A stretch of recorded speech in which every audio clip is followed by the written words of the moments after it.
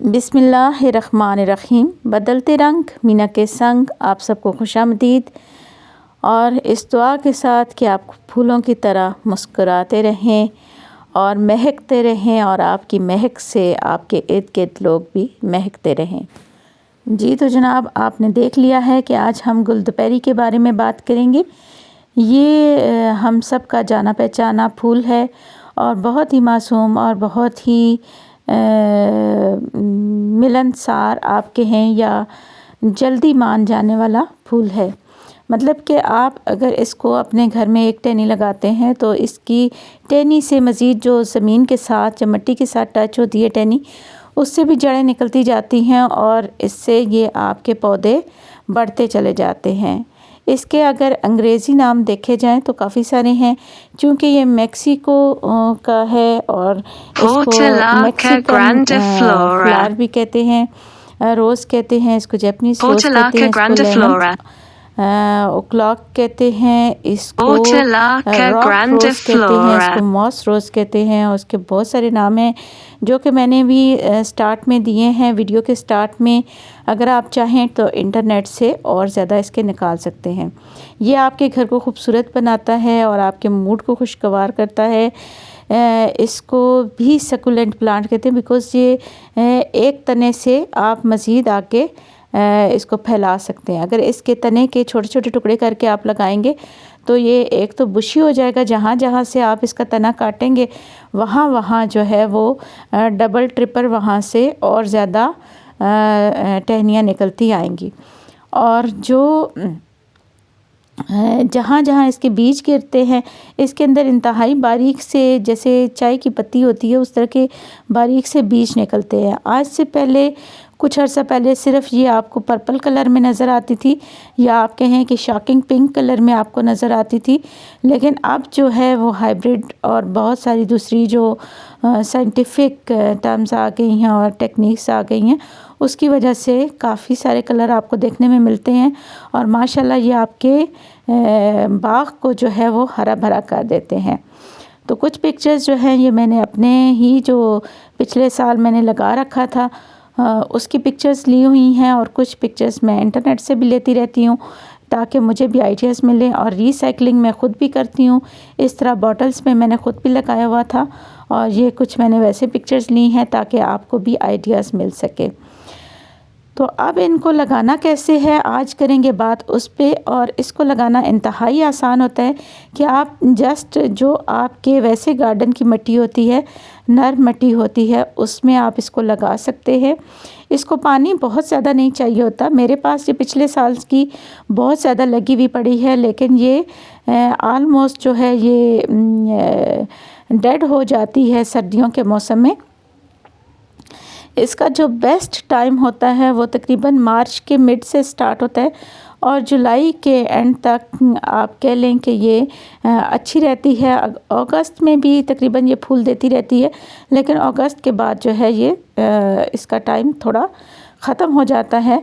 ये हम लोग पुराने जितने हमारे गमले हैं, काफ़ी सारे गमलों में लगी हुई है, लेकिन चंद एक गमलों को हम खाली करेंगे और आप देखिएगा कि इसकी किस तरह से जड़ों में जकड़ा हुआ। बाकी भी मैं कुछ प्लांट्स आपको दिखाती हूँ कि जब पॉट के अंदर जगह उनको तंग पड़ जाती है तो उनकी जो जड़ें हैं वो आपस में बिल्कुल गुंजल हो जाती है। तो ये हम लोग निकाल रहे हैं, ये नसीर साहब अपने तरीके से निकाल रहे हैं इसको आहिस्ता आहिस्ता ऊपर से मार के, लेकिन मैंने इन्हें कहा है कि ये जो लकड़ी की सीट सी बनी हुई है, इसको बिंदा भी कहते हैं, चौकी भी कहते हैं, तो आप इसके कॉर्नर पे इसको इस तरह से मारें। जब इस तरह से करते हैं तो ये आसानी से निकल आता है। वैसे ये वाला जो गमला होता है या इस तरह की मिट्टी का जो गमला होता है उसमें से पौधा या मिट्टी आराम से नहीं निकलती। तो मुबशर को भी शौक़ आया हुआ है और इनसे उठाया भी नहीं जा रहा, ये हैवी है थोड़ा, लेकिन फिर भी ये कोशिश पूरी करेंगे और थोड़ी बहुत डांट भी खा लेंगे, बर्दाश्त कर लेंगे, लेकिन इन्होंने एक्सपेरिमेंट ज़रूर करना है। तो तरीका समझा रहे हैं कि इस तरह से आप इसको चौकी के ऊपर टच करें और इसको हाँ जी इस तरह से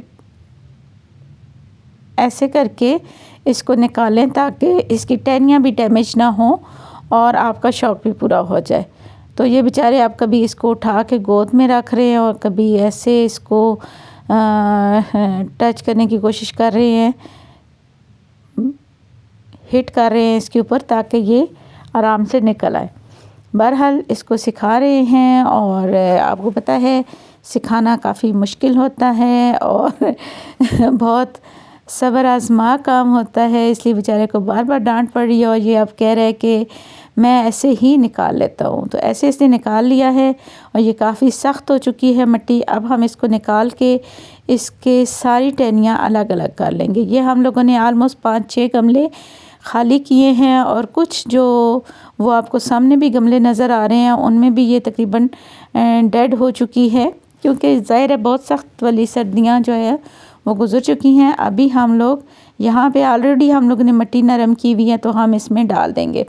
इसके बाबा जब तक मिट्टी जो है वो उसमें डालेंगे गमलों में, तो हम दोनों माँ बेटा जो है वो मिलके इसको अलग अलग कर रहे हैं। इसकी जितनी पुरानी मिट्टी थी वो हम लोग नहीं डालेंगे इसमें, और हम इसके जो हेल्दी पार्ट्स हैं उनको इससे अलग करके हम इसके डेड पार्ट्स अलग कर देंगे